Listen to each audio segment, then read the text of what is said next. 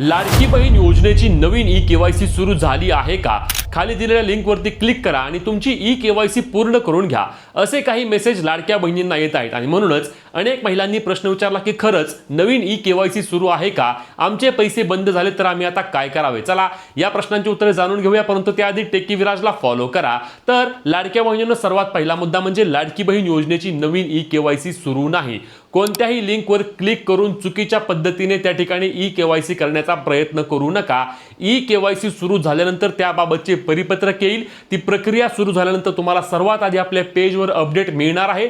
सध्या कोणतीही प्रक्रिया सुरू नाही. तुमचे पैसे बंद झाले असतील तर लगेच तुम्ही काहीही करू शकत नाही. एकच पर्याय ते म्हणजे तुम्ही महिला व बालविकास विभागाच्या प्रकल्प अधिकारी यांची भेट घेऊ शकता. आता नक्कीच आपल्या पेज आणि चॅनलच्या माध्यमातून आपण मागणी करतोय की नवीन ई-केवायसी साठी एक संधी देण्यात यावी. तुम्हाला काय वाटतं, नवीन ई-केवायसी साठी संधी मिळावी का? नक्की कमेंट करून सांगा. व्हिडिओ शेअर करून अपडेटसाठी आपल्या पेजला फॉलो, चॅनलला सबस्क्राइब करा.